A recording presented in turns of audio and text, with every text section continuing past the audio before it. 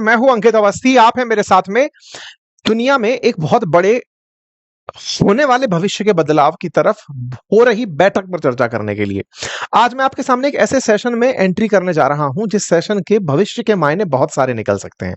ऐसा मैं क्यों कह रहा हूं? क्योंकि अमेरिका के रक्षा मंत्री, जिन्हें पहले डिफेंस मिनिस्टर कहा जाता था, आजकल मिनिस्टर ऑफ वॉर के नाम से जाना जाता है, क्योंकि उन्होंने अपने डिपार्टमेंट का नाम बदलवा लिया।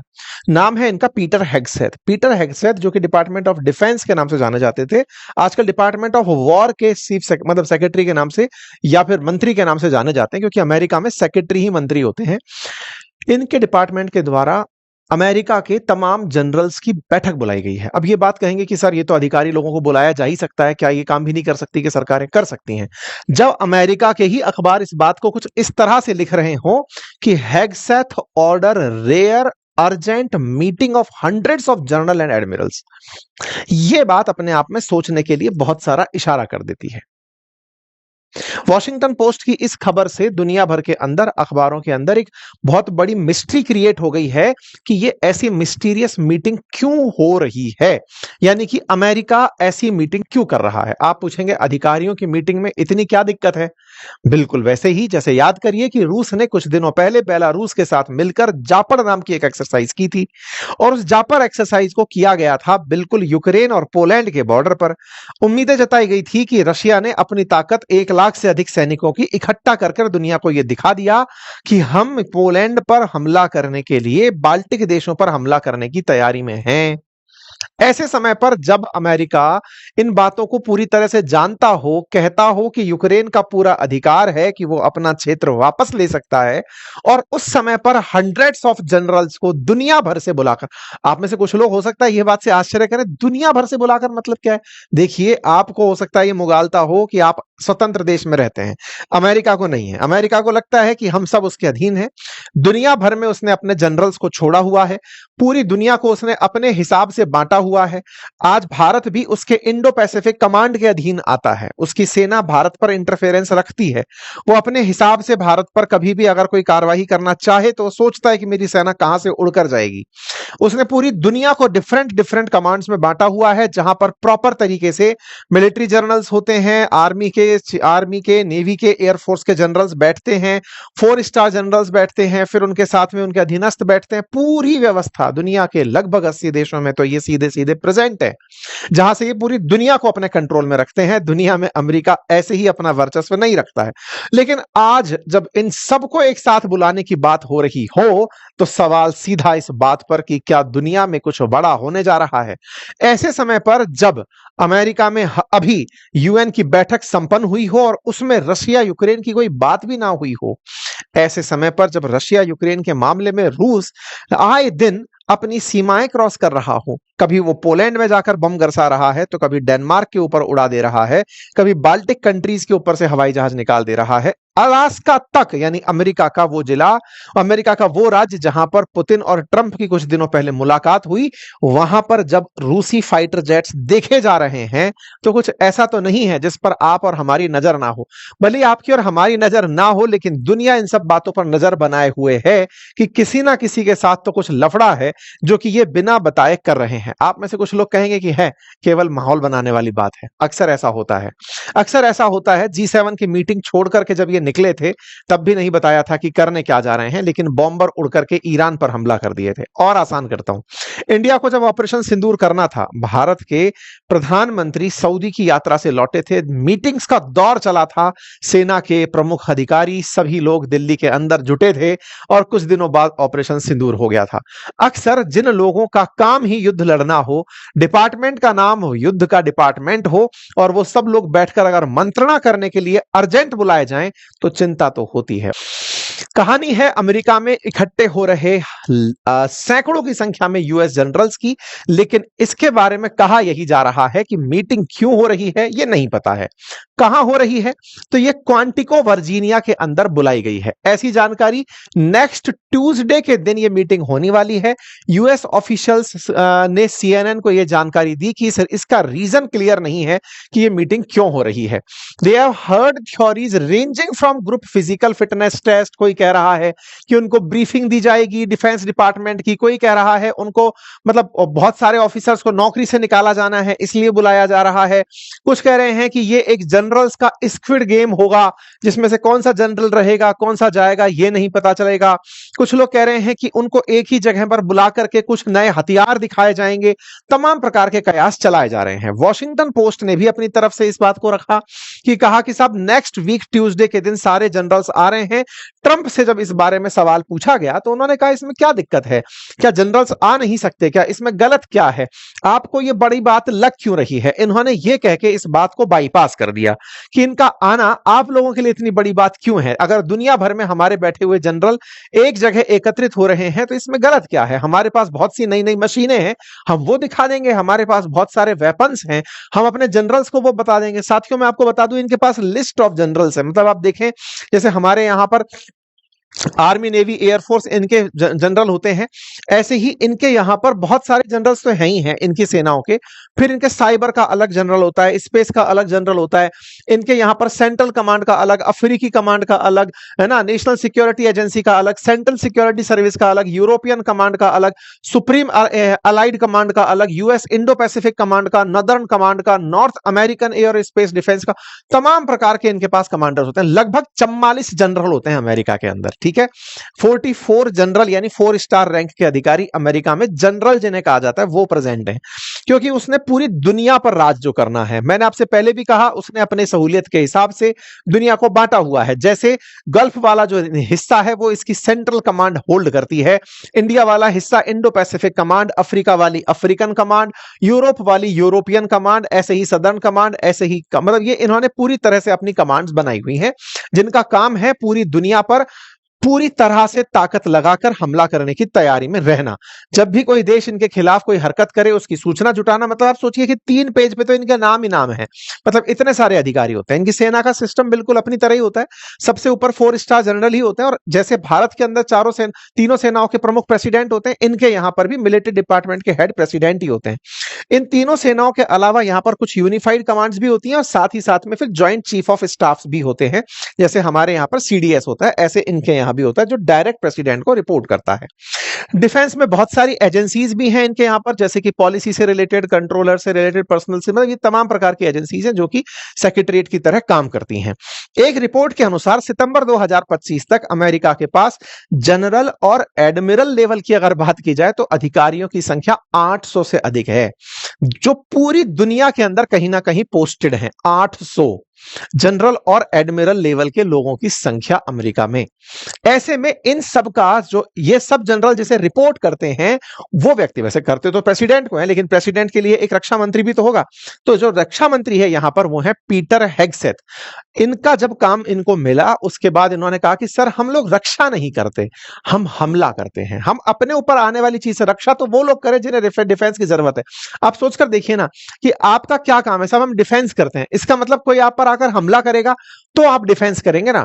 लेकिन अमेरिका डिफेंस थोड़ी करता है, डिफेंसिव थोड़ी रहता है, वो तो एग्रेसिव रहता है, वो तो कॉम्बैटिंग पोजीशन में रहता है, वो तो युद्ध करने जाता है। बोले हम डिफेंस नहीं, अटैक करते हैं। इसलिए इन्होंने अपने आते डिपार्टमेंट का नाम बदलवाया, लगवाया कि डिपार्टमेंट ऑफ डिफेंस मत बोलिए सर मेरे डिपार्टमेंट को, डिपार्टमेंट ऑफ वॉर बोलिए, क्योंकि अमेरिका वॉर में कूदता है। तो साहब अब कारण निकाले गए कि पीटर हेगसेथ जिन्होंने डिपार्टमेंट ऑफ वॉर बनाया, क्या कारण हो सकता है कि जनरल्स को इकट्ठा कर रहे हैं। तो पहले की कुछ न्यूज से इस बात को रिलेट किया गया। मई 2025 के अंदर एक खबर निकल कर आई थी जिसमें उन्होंने कहा था कि मुझे लगता है कि टॉप लेवल पर 20% ऑफिसर्स की संख्या को कम कर दिया जाना चाहिए। उस समय यह न्यूज काफी ज्यादा निकली थी कि साहब ज्यादा सीनियर ऑफिशियल्स की जरूरत क्या है, वो सब केवल ऑफिसेज में बैठकर ब्यूरोक्रेसी में इन्वॉल्व होते हैं। अच्छा, ये वास्तविकता भी होती है। पुलिस के अंदर भी यही सबसे बड़ी दिक्कत होती है कि सीनियर लेवल पे पहुंच करके अधिकारी अपने ऑफिसेज में बैठे रहते हैं। काम जो करना है, सबसे ज्यादा जो काम करता है वो इंस्पेक्टर और इंस्पेक्टर से नीचे के जो अधिकारी या फिर जो जवान है, वो काम फील्ड में सबसे ज्यादा एक्टिव रहते हैं। पुलिस में सबसे ज्यादा जो उम्मीद की जाती है वो इंस्पेक्टर लेवल के अधिकारियों से की जाती है, उसके ऊपर तो सब कैबिन में शिफ्ट होते चले जाते हैं। फिर तो जब भी आप किसी भी अधिकारी को अपॉइंट करते हैं वो भी उन्हीं से ही काम करवाएगा। तो नीचे के लेवल पर ज्यादा सैनिकों की जरूरत होती है, अधिकारियों की जरूरत होती है। तो इनका बहुत ही स्पष्ट विजन था कि हम क्यों जबरदस्ती ऊपर कैबिन भर भर के लोगों को रखते जा रहे हैं, सेना को ज्यादा पावरफुल किए जाने की जरूरत है। इनका तो ये तक मानना था, एक समय पर जनवरी 2025 का इनका एक वीडियो वायरल है जिसमें ये कहते हैं कि हमने जब सेकेंड वर्ल्ड वॉर जीता था उस समय हमारे पास 7 जनरल थे मात्र, और हमने अब 44 ऐसे जनरल बिठा रखे हैं जो मतलब प्रॉपर 4 स्टार जनरल अमेरिका में बैठे हुए हैं। हम 7 जनरल से 4 स्टार जनरल से वर्ल्ड वॉर 2 जीत गए थे, और अमेरिका इटसेल्फ में इस समय 44 जनरल बैठे हुए हैं। पूरे दुनिया भर में तो उन्होंने अपनी तरफ से 800 के आसपास जनरल और एडमिरल बिठा रखे हैं। बोले अमेरिका इटसेल्फ में इस समय 44 बैठे हुए हैं, क्या जरूरत है इतने सारों को रखने की। ये इस मानसिकता के लोग हैं। ठीक है साहब। अच्छा, इसीलिए ये न्यूज मायने रखती है कि इतने सारे लोगों को क्यों बुलाया गया है। क्या इनकी मास फायरिंग करने वाले हैं, पहले बुलाएं और फिर कहें कि चलो दौड़ के दिखाओ, कौन दौड़ेगा ज्यादा उसको नंबर मिलेंगे? नहीं, ये केवल ध्यान बटाने का प्रयास है जो किया जा रहा है। कुछ लोगों का कहना है कि हो सकता है उनका कमांड रीडिस्ट्रीब्यूट किया जाए। ये ऑफिशियल काम है, बैठे बैठे ऑफिस में भी किया जा सकता है, सबको बुला के करने की जरूरत नहीं है। तीसरा जो दिमाग जो सबका दौड़ रहा है कि इसके बहाने ये कुछ हिडन प्लान तो नहीं कर रहे हैं। हिडन प्लान से मतलब, देखो अमेरिका बड़ा युद्ध अभ्यास नहीं करता, जैसे रूस ने करके दिखाया शक्ति प्रदर्शन, वो नहीं करता। अमेरिका ने अपने एडमिरल्स को बुला लिया। आपको याद होगा अभी थोड़े दिन पहले दो दो बहुत बड़ी परेड चर्चा में आई थी। एक तो थी अमेरिका की विक्ट्री, मतलब वो परेड थी जिसमें उनकी सेना अपना स्थापना दिवस मना रही थी, जब सैनिक बड़े ही लिथार्जिक तरीके से चलते फिरते जा रहे थे। और एक चाइना वालों की थी जिसमें भाई साहब दुनिया को इन्होंने माहौल बना के दिखा दिया कि बिल्कुल रोबोट जैसे हमारे सैनिक हैं। शक्ति प्रदर्शन दोनों तरफ से चल रहा था। दोनों तरफ के शक्ति प्रदर्शन में अमेरिका वालों का नजरिया सबको समझ में आ गया कि ये मशीनों से खेलने वाले लोग हैं, ये मशीनों से युद्ध जीतते हैं। ठीक है साहब। ऐसे में ट्रंप और चाइना के बीच युद्ध होने की फिलहाल संभावना इसलिए कम की जा रही है क्योंकि इनके बीच सब ठीक चल रहा है। चाइना मान गया टिकटॉक देने के लिए, आज की ताजा खबर है, वो टिकटॉक देने पर तैयार हो रहा है, ट्रंप उसके ऊपर साइन करने के लिए बैठे हुए हैं। तो चाइना के साथ तो अभी कुछ होने वाला नहीं है। इन जनरल्स को बुलाकर चाइना के खिलाफ कोई माहौल तैयार नहीं हो रहा। वेनेजुएला के साथ इस समय अमेरिका की थोड़ी बहुत बिगड़ी हुई है, लेकिन उसके लिए इतने सारे जनरल्स बुलाने की जरूरत नहीं है कि आओ और युद्ध करें। अमेरिका उसको किसी भी तरह से सेटल कर सकता है। इसके अलावा मिडिल ईस्ट के अंदर ईरान जो कि ऑलरेडी सरेंडर है, उसके सामने कोई आवश्यकता नहीं है। इजराइल की अगर बात की जाए तो वो कोई बहुत बड़ी बात नहीं है। ट्रंप बोल चुके हैं कि मैं इजराइल को वेस्ट बैंक को एनेक्स नहीं करने दूंगा। अभी कल ही इन्होंने बयान दिया है कि भाई मैं इजराइल से कहूंगा कि वो वेस्ट बैंक को अनेक्स ना करे। ये मुस्लिम और ये अरब वर्ल्ड के देश आए थे, मैंने उनको समझा दिया और इजराइल ये नहीं करेगा। इन्होंने ये वाली बात, इजराइल अमेरिका के लिए कोई थ्रेट नहीं है, उसका अपना ही माउथ पीस है। तो ये भी कोई बड़ा मुद्दा नहीं है। बड़ा मुद्दा क्या है? बड़ा मुद्दा है पुतिन। ऐसा मैं क्यों बोल रहा हूं, अब इस घटना को थोड़ा विस्तार से समझना। कुछ दिनों पहले मैंने आप लोगों को एक सेशन में बताया था कि पुतिन ने हाल ही में एक बहुत बड़ा युद्ध अभ्यास किया था, और उस युद्ध अभ्यास के अंदर भारतीय सेना भी शामिल हुई थी, और ये बड़ा जापड़ नाम से एक्सरसाइज थी। और ये एक्सरसाइज जब यूक्रेन पर युद्ध हुआ था ना, उससे पहले आयोजित हुई थी, और उसके बाद अब आयोजित हुई। उसके बाद जब ये युद्ध अभ्यास चल रहा था, उसके बाद इन्होंने अपनी कुछ ड्रोन्स को पोलैंड में घुसाया।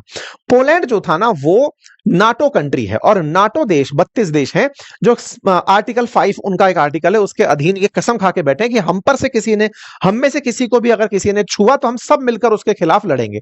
उन सब के अब्बा का नाम अमेरिका है। तो बिना अमेरिका की परमिशन के नाटो कुछ करता नहीं है, नाटो को मिलकर के ही युद्ध करना होता है। पोलैंड पर लेकिन रूस ने अपने वो घुमा दिए, ड्रोन घुमा दिए, फाइटर जेट्स घुमा दिए। पोलैंड कुछ कर नहीं पाया, कुछ को मार गिराया, कुछ को नहीं मार पाया। यानी कि रूस ने यह जांच लिया कि नाटो नाम केवल ओढ़कर बैठे हैं, इनके पास कोई पावर नहीं है। ऐसे ही इन्होंने रोमानिया के ऊपर से भी अपने ड्रोन उड़ा दिए। किसने? पुतिन ने।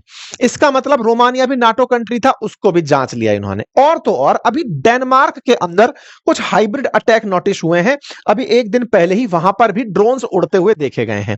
ऐसे में टेंशन ये बढ़ने लग गई कि क्या रशिया इन सभी नाटो कंट्रीज का एरियल क्षेत्र इनकर्शन करके देख रहा है क्या? हाँ भाई तुम में कितना दम है। जैसे नहीं होता कि आपसे कहा जाए हाँ भाई साहब इतनी बड़ी छलांग लगानी है, तो आप कंकर डाल डाल के देख रहे हो पहले कि टप, हाँ भाई गिर गया, फिर पत्थर और फेंक के देखा, हाँ हाँ जा रहा है, फिर कोई बड़ा सा सामान डाल के देख लिया, हाँ भाई सही जा रहा है, चलो अब जंप कर सकते हैं।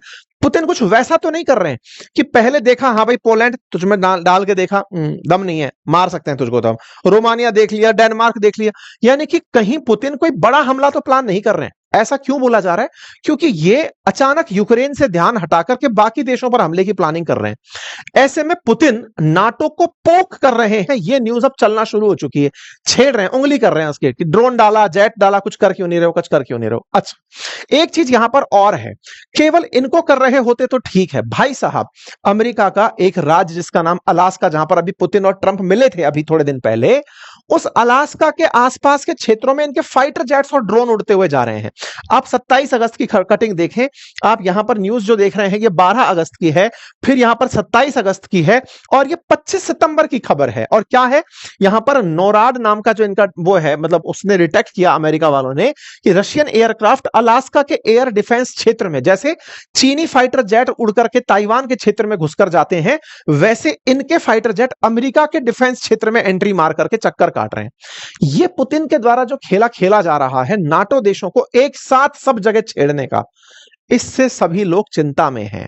यूएस के फाइटर जेट्स ने इस बात को रिकॉग्नाइज किया कि हमारे क्षेत्र में ये एंट्री कर रहे हैं। अब आप पूछेंगे पुतिन और ट्रंप तो अभी सर अच्छी अच्छी दोस्ती में चल रहे थे, सब कुछ अच्छा ही था। नहीं, काफी दिन से एक अजीब सन्नाटा सा पसरा है। आपने देखा होगा जब से ट्रंप ने पुतिन को लास्ट टाइम बुलाया था, उसके बाद से ट्रंप और पुतिन के बीच की कोई वार्ता की खबर नहीं आई है।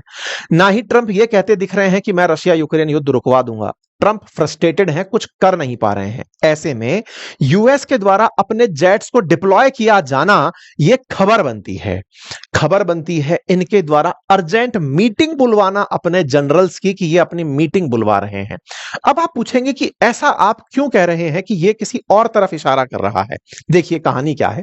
अभी यूएन के अंदर जब मीटिंग हुई थी ना, उस समय मार्को रूबियो से रशिया के फॉरेन मिनिस्टर जो लेवरोव हैं उनकी मीटिंग हुई थी। मैंने आपको ये न्यूज बताई थी। लेवरोव मुलाकात किए थे, लेकिन उस समय पर दोनों के बीच की मुलाकात पर कोई भी बाहर कमेंट नहीं आया था। पूछा गया था तो कहा गया था सब बढ़िया चल रहा है।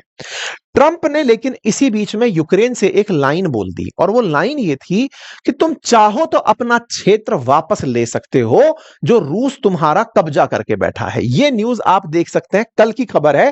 ट्रंप ने कहा है, डीडब्ल्यू में छपी है, ट्रंप ने यूक्रेन से कहा है कि तुम अगर चाहो तो अपना क्षेत्र वापस ले सकते हो। एक बात बताओ, यूक्रेन में ताकत होती तो क्या वो अब तक ले नहीं लिया होता?